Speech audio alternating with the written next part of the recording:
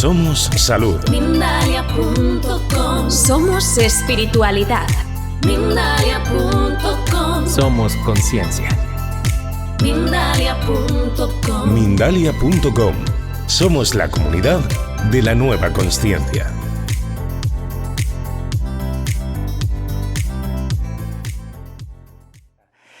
Y bueno, y en este caso pues he querido recoger un poco testimonios de un tema que a mí particularmente me apasiona y creo que también a todos los que estáis aquí, que son los objetos de poder. Y tendríamos que empezar por ahí, por lo que es un objeto de poder. ¿Algunos de los aquí presentes me podríais decir un objeto de poder antes de que empiece señalando alguno que otro? Un objeto de poder, así. Por ejemplo, esto, la búsqueda de lo sagrado, por lo tanto tiene que ver con lo sagrado. ¿Algún objeto de poder que se os ocurra y que no sea Manuel el que lo diga? Como no sea el Santo Grial. Por ejemplo, muy bien, el Santo Grial sería un objeto de poder. ¿Alguno más? Un amuleto. ¿La? Un amuleto. Sí, pero estamos hablando de algo con más... Claro, sí, efectivamente. También. La sábana santa podría ser un objeto de poder, claro, porque está muy buscada, es una reliquia, pero no es una reliquia cualquiera, es una reliquia como la madre de todas las reliquias asociadas a Cristo. Esos serían objetos de poder que han sido buscados y que se considera a través de la tradición o a través de las leyendas o sencillamente de la sabiduría popular, que ese tipo de objetos, el poseerlos, pues te da una posición de privilegio.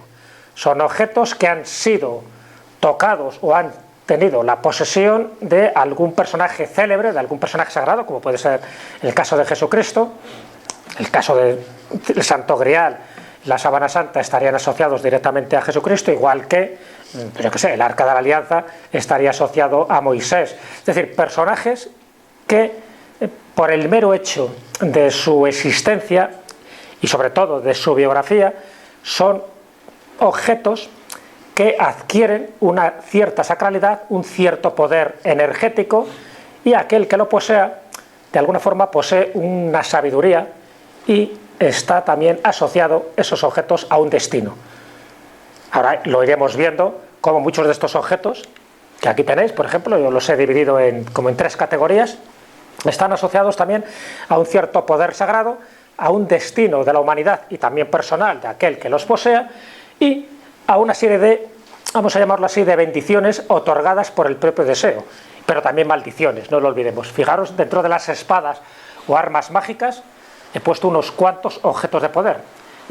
Algunos ya no existen, forman parte de la mitología, como puede ser la espada de Agamenón, la lanza de Aquiles. Agamenón y Aquiles, ya sabéis, muy asociados a la guerra de Troya, la lanza de Heracles o de Hércules, el cuchillo de Nerón o de San Pablo, la espada de Atila, Excalibur, como no, con Arturo, Durandarte, la espada de Galgano, el martillo de Thor o los vimanas, que serían este tipo de artefactos aéreos o voladores que se describen en las sagas hindúes. Bueno, pues ahí tenéis, estos serían objetos de poder, algunos los comentaré, no todos, porque ya solo con esta lista nos daría para una charla. Me imagino que los de aquí posiblemente conoceréis, yo creo que la lanza de Longinos, ¿no? Que esa sería una de las lanzas más... bueno, lanza de... Todavía no la he puesto porque la he metido en otro lado, aquí, por cierto, dentro de la lanza de Longinos, dentro de las reliquias judio-cristianas, esa me imagino que sí la conoceréis, por todo lo que se asocia, en fin, al poder de que el que la tenga, pues también tendrá el destino del mundo en sus manos. El Arca de la Alianza, la Mesa de Salomón. Veis que pongo destino en estos 4 objetos, porque estos 4 objetos la leyenda también asocia que su poseedor también tendría el destino del mundo.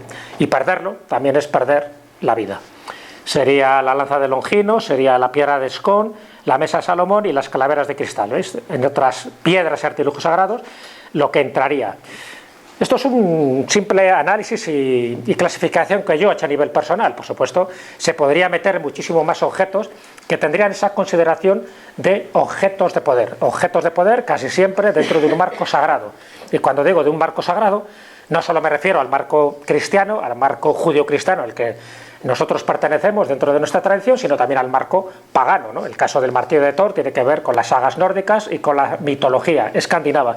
Pero hay de todo. Chintamani estaría relacionado también con el Tíbet, con las sagas indias, etcétera, etcétera. Los objetos de poder no conocen religión, ni conocen fronteras, sino que abarcarían prácticamente todo el orbe mundial y serían aquellos los que, ya digo, la tradición considera que su propia posesión, por el hecho de que ese objeto es más que un talismán, es como una especie de potenciador de la energía, aquel que lo obtenga pues tendría gran dominio del mundo y una gran sabiduría. Por eso han sido buscados, por eso han sido codiciados.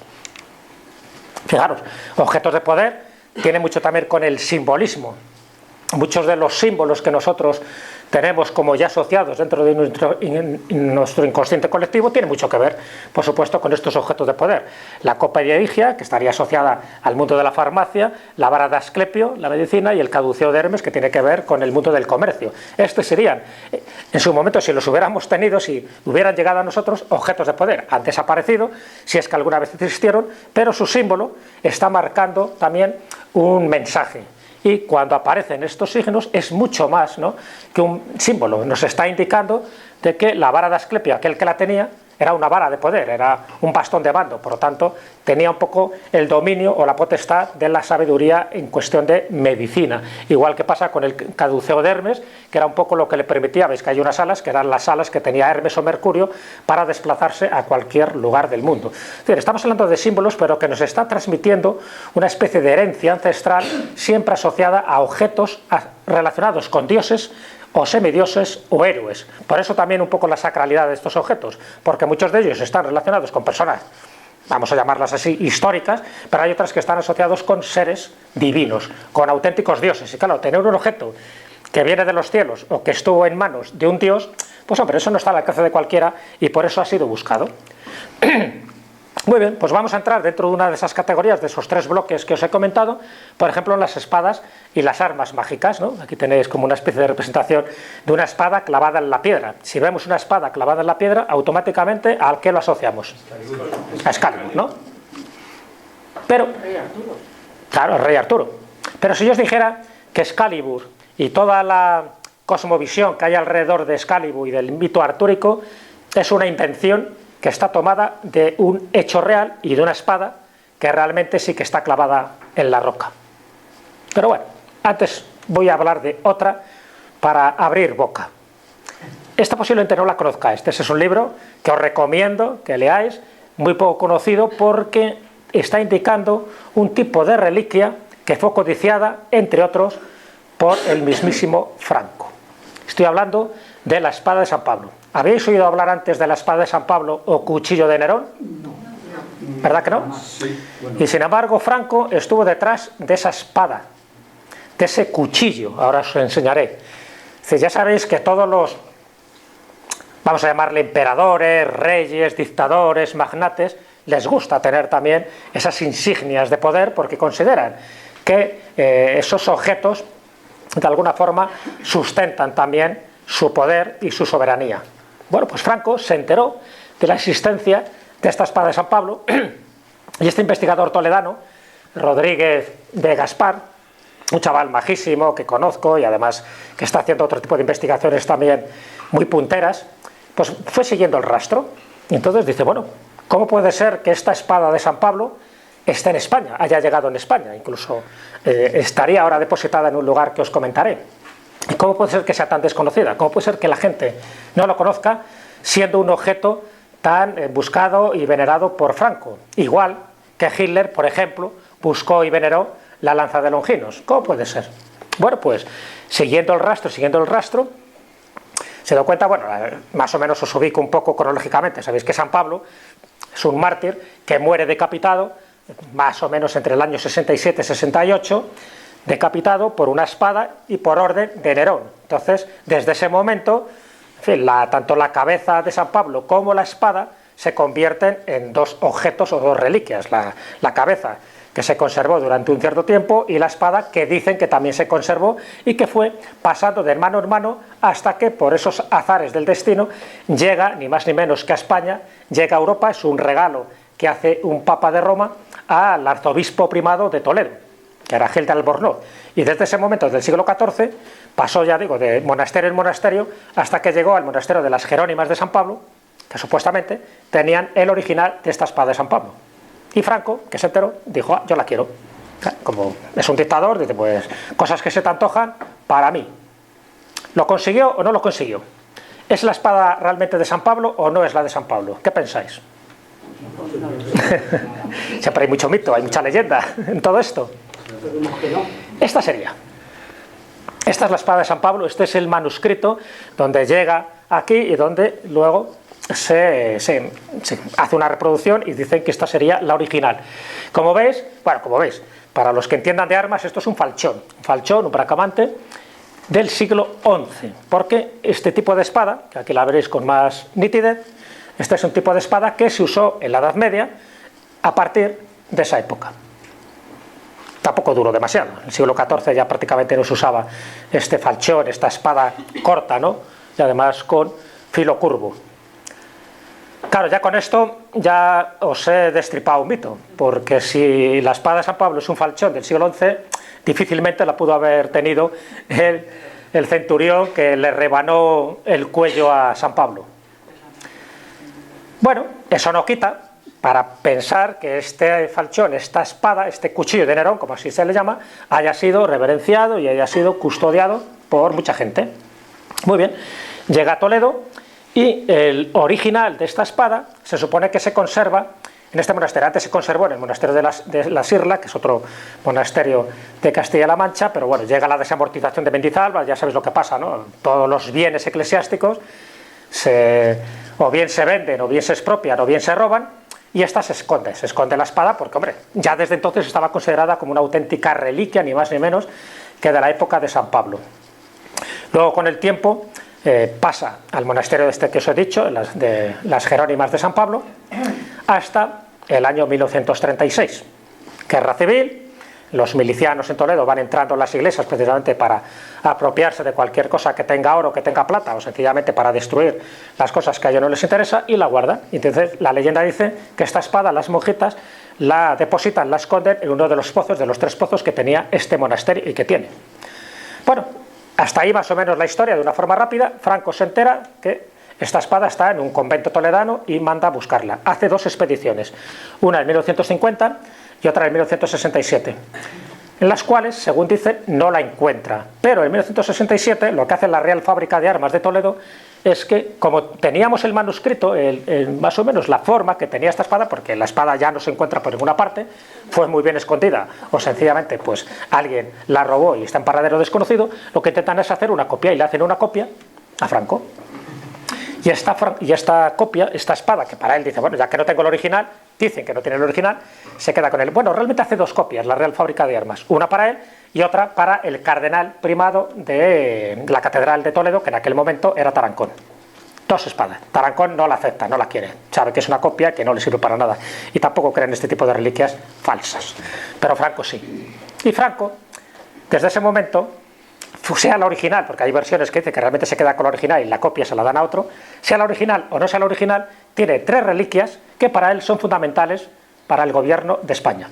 ¿Sabéis qué 3 reliquias son? Una sería, evidentemente, el cuchillo de Nerón, ¿vale? Sea falso o no sea falso, esto le servía, según él, para gobernar por la rectitud eclesiástica, espiritual y católica a España, pero tenía otras reliquias. ¿Qué otras reliquias tenía Franco? También como objetos de poder, claro. ¿El brazo o la mano? Vale, la mano, no es el brazo. El brazo es verdad que está incorrupto, pero está en otro lado. La mano. Pero bueno, sabiendo que es Franco, ¿es la mano derecha o la mano izquierda? Pero parece una pregunta baladí, pero no lo es, ¿no? ¿Qué mano es la que tuvo Franco durante 40 años en su despacho y que, según él, le servía para tomar las decisiones más importantes? ¿La derecha o la izquierda? A ver, levantamos la mano los de la derecha. Yo creo que la derecha. O él diría la derecha. En mi lado derecho levantan más la mano derecha. Levantar la mano los que piensan que es la mano izquierda. Joder, qué poquitos. Hay gente que se abstiene, por lo que veo. Muy bien. Lo sabemos. Ahí le tenéis a Franco con... La izquierda. Efectivamente. Curioso, ¿no? Y parece paradójico. Bueno, es la mano que encontró. Es verdad que es la que está incorrupta y es la que sustrajo del monasterio de Ronda, en Málaga, ¿vale?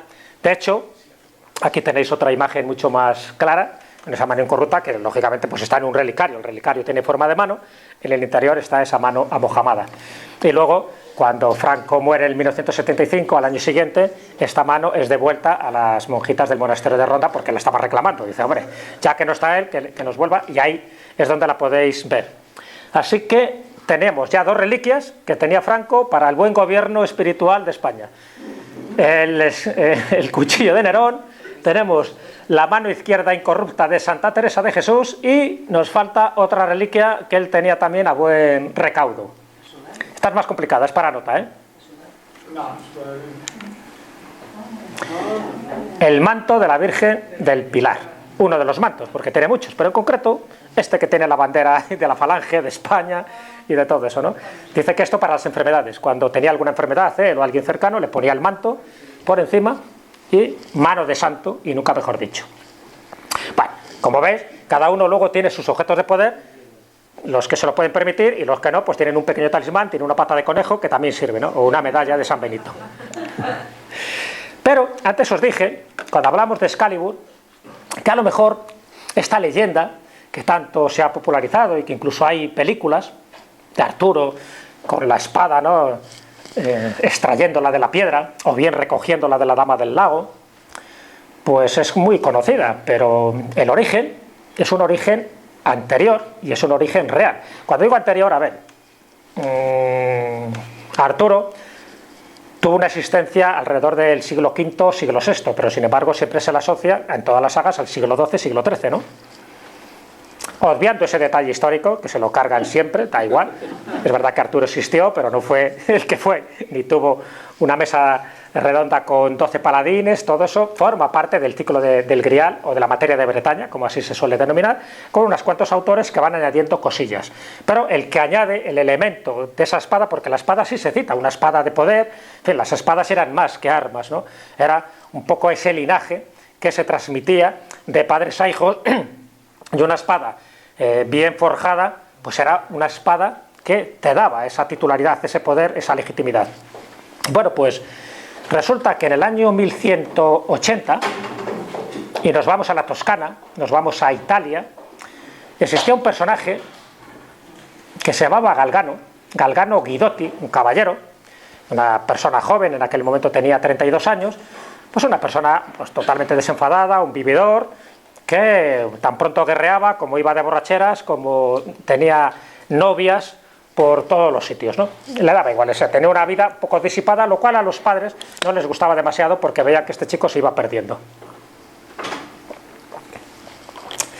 Hasta que un día, la madre rezando, porque hay mi hijo Galgano, que se me va a perder, rezando, en una de estas aventuras se le aparece el arcángel San Miguel.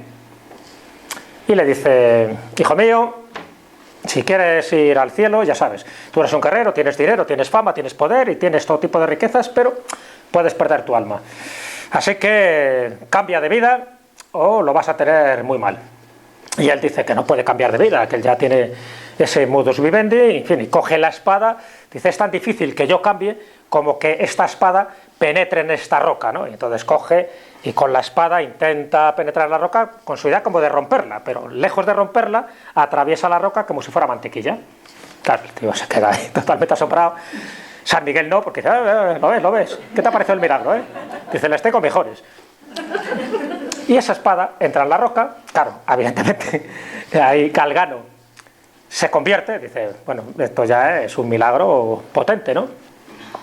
Y se hace eremita, deja su vida disipada, se hace eremita y en el lugar donde queda clavada la roca construye un pequeño eremitorio con unos cuantos amigos, cofrades, e incluso va a Roma para pedir la correspondiente autorización al Papa, que se la da. Entre medias hay tres frailes que entran en la choza y queman la choza para que no exista ningún vestigio de Galgano, pero los tres frailes sufren distintos percances, uno de ellos incluso es devorado por unos lobos y solo le quedan los brazos. Y digo solo le quedan los brazos, iba a traer la imagen, ¿no? Porque esos brazos momificados están dentro de un relicario en este convento, en este santuario de Montesiepi, que es donde ocurre este milagro, en Montesiepi, en la Toscana, en Italia. Bueno, pues la espada, a día de hoy se puede ver, esa espada que se clavó en 1180 y él vive un año más. En 1181 Galgano muere y rápidamente pues es elevado a la santidad y de hecho ahora es San Galgano, ¿no? Bueno, muy bien, fijaros, esto es un dato más o menos histórico, ya sabéis que las leyendas siempre exageran, pero lo que sí está claro es que si veis el santuario de Monte Siepi, veréis que ahora lo han recubierto con una especie de plataforma y de metraquilato, porque siempre hay algún imbécil que intentó sacar la espada y rompió la empuñadura. Entonces, bueno, pues para que no volviera a ocurrir, pues pusieron la empuñadura, por supuesto, pues con pegamento, y luego lo taparon para que no hubiera ninguno más que intentara emular a Galgano o que intentara emular a Arturo. Pero esta espada, ya digo, existe, y aquí tenéis otra imagen.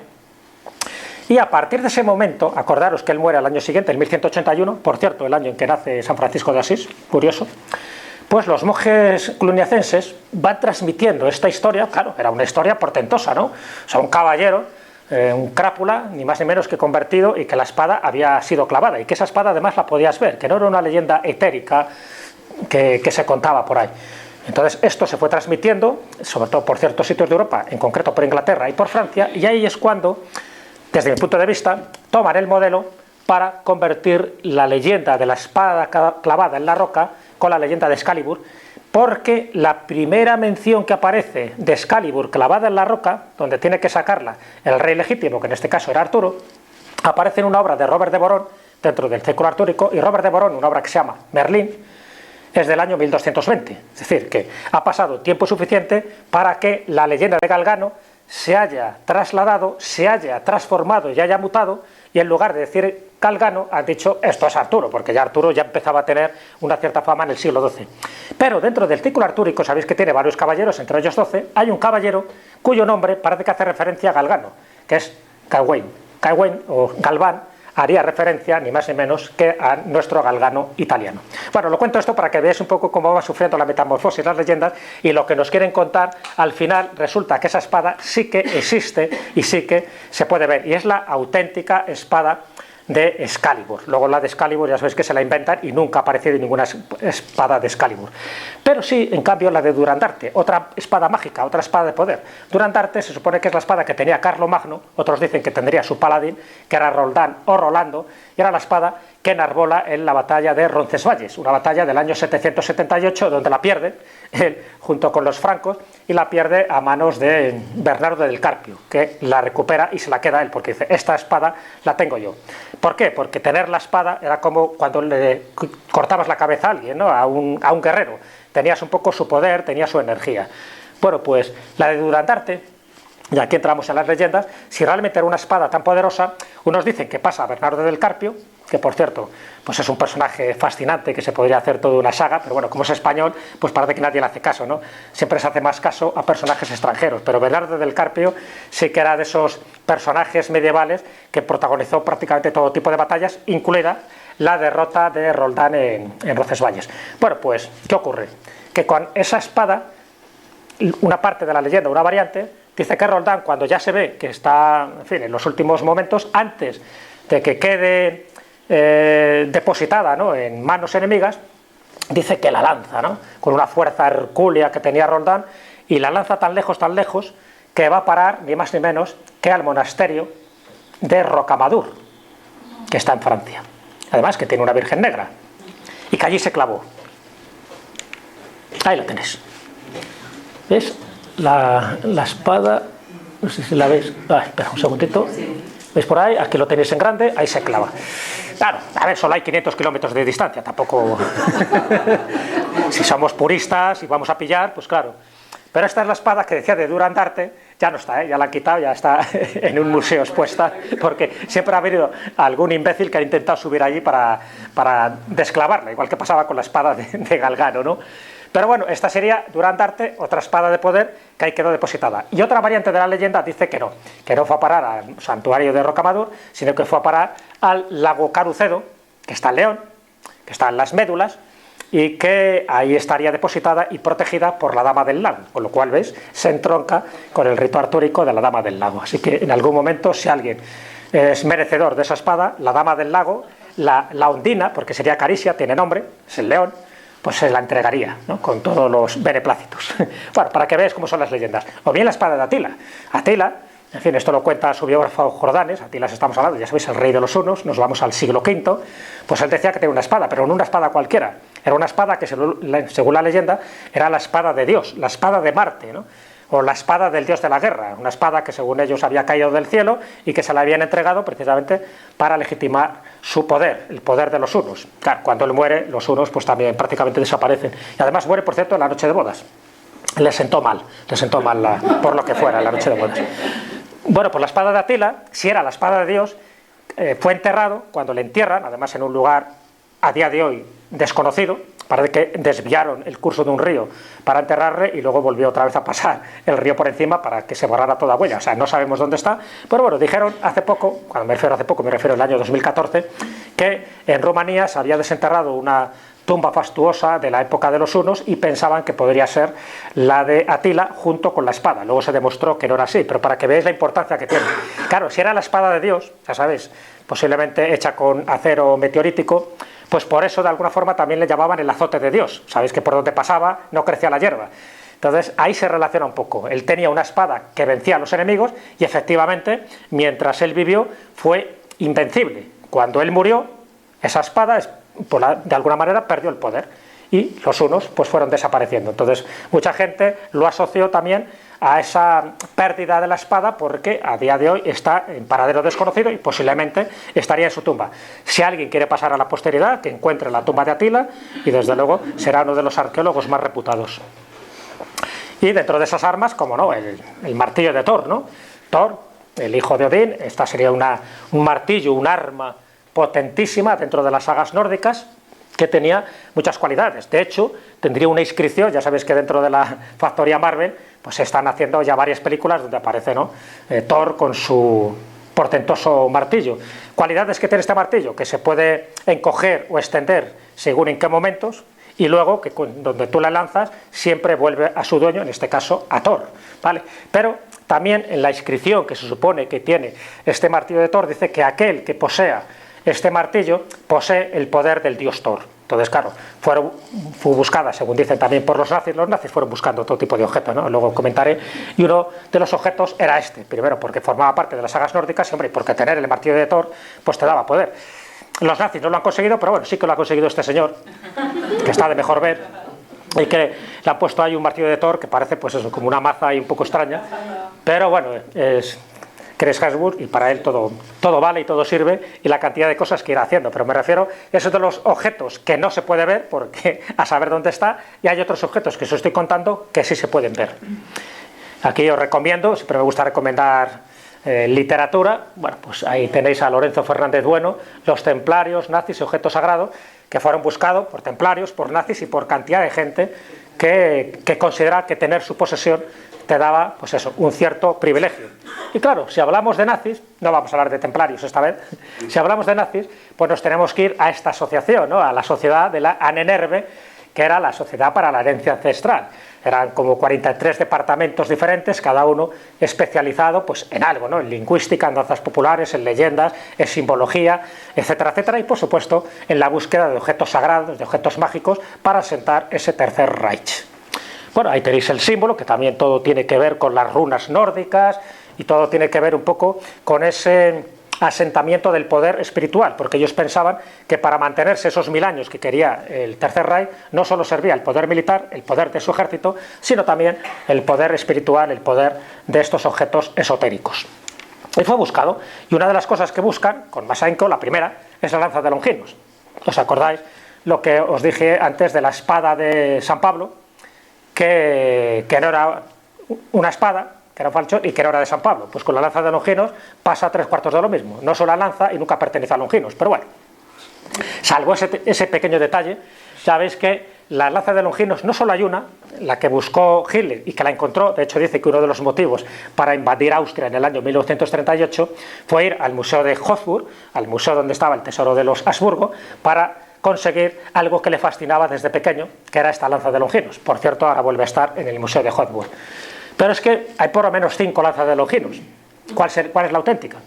Ya sabéis un poco lo que dice también la leyenda, que Longinos, cuando va con la lanza, en fin, la lancea en el costado, él tenía cataratas, Longino, entonces una gota de sangre de Jesús le llega a los ojos y se cura de cataratas. Entonces, bueno, pues desde ese momento José de Arimateas, que estaba por allí, dice, esta sangre es prodigiosa.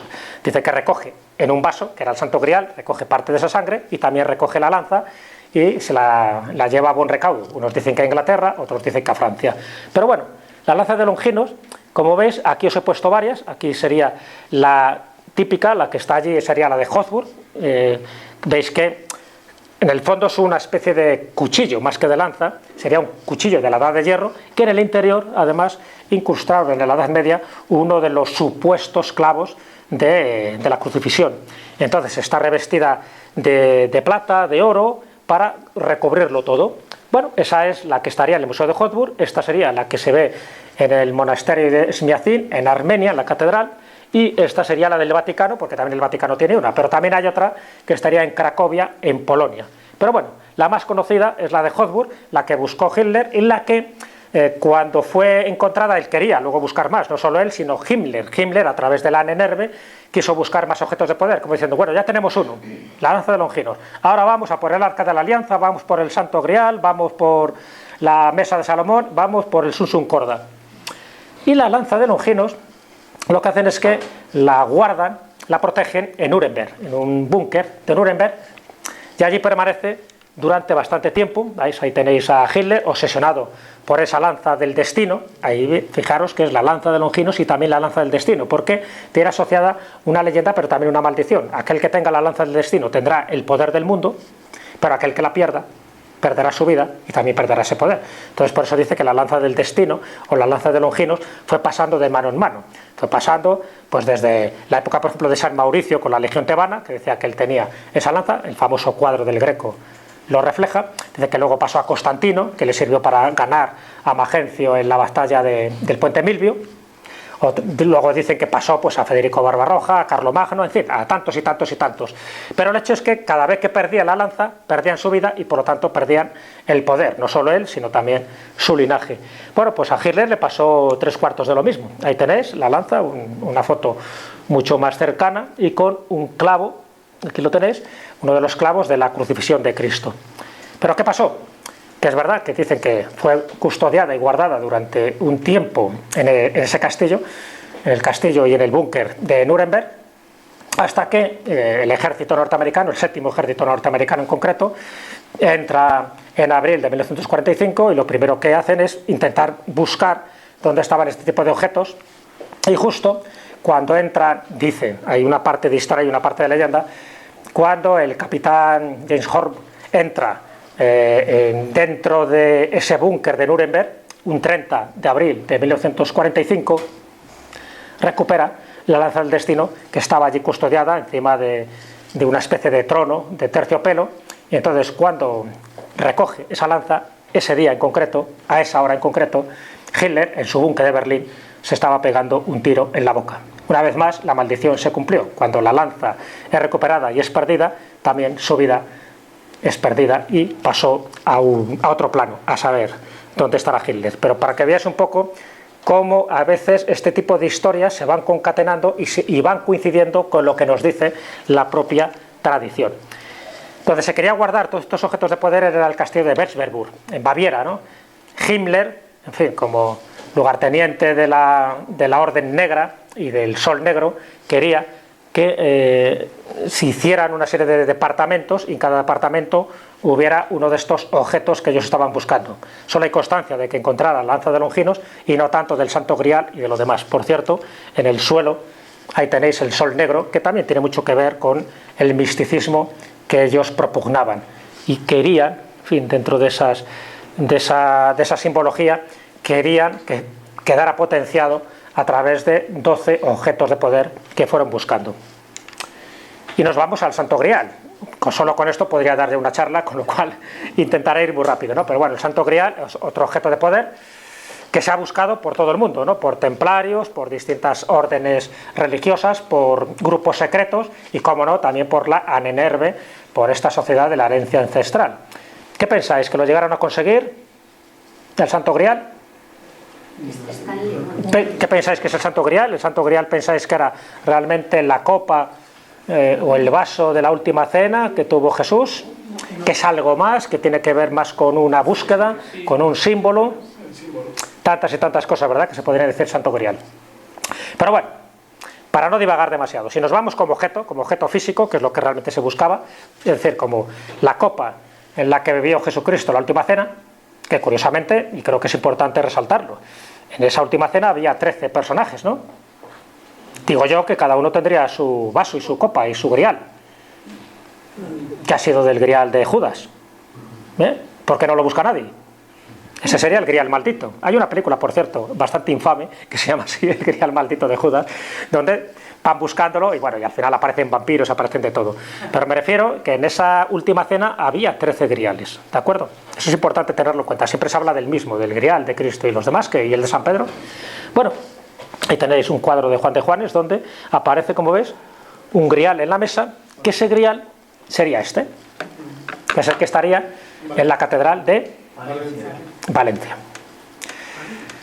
A ver, resumiendo, de los muchos griales que dicen que están repartidos por Europa, eso que dicen que hay cientos y tal, mentira, no hay más de media docena. Y de la media docena que hay, todos son falsos, menos 2. Y esos 2, qué curioso, están en España. Y cuando digo que están en España me refiero a ver, la prueba definitiva no la tenemos, pero bueno, siguiendo un poco las leyendas, la historiografía, el material con el que está hecho el grial sería la parte de arriba, no la parte esta, que esta sería un adorno medieval que se incorporó. El grial sería la piedra, ¿de acuerdo? Una piedra semipreciosa, una piedra de ónice, una piedra también dice de ágata, que sería el otro grial que ahora os voy a comentar, y que sería un material que correspondería a una celebración del Sabbat en aquella época y de una casa, bueno, pues noble, como era la de José de Arimatea. Por muchas peripecias a través de los Pirineos, pues llega directamente a la Catedral de Valencia, donde lo podéis ver. O sea, ahí está en una urna y lo podéis ver en días propicios. Pero aparte de este grial, como sabéis, hace poco se empezó a hablar que en la Basílica de San Isidoro de León también se había descubierto, o más bien redescubierto, que aquello que llamaban la copa o el vaso de Doña Urraca, pues era un grial.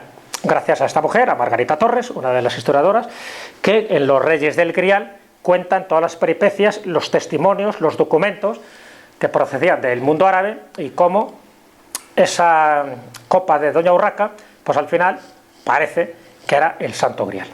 ¿Qué quiere decir esto? Ahí la tenéis, ahí se puede ver, creo que tenéis otra foto, aquí. También de piedra muy similar, también, de más o menos de la época, donde no sería ninguna aberración de que este tipo de materiales y de griales fueran utilizados en la Jerusalén, en los judíos de aquel momento. No así nunca algo que tuviera oro, no así algo que fuera de madera, porque era poroso. Eso estaría totalmente prohibido por las normas hebreas.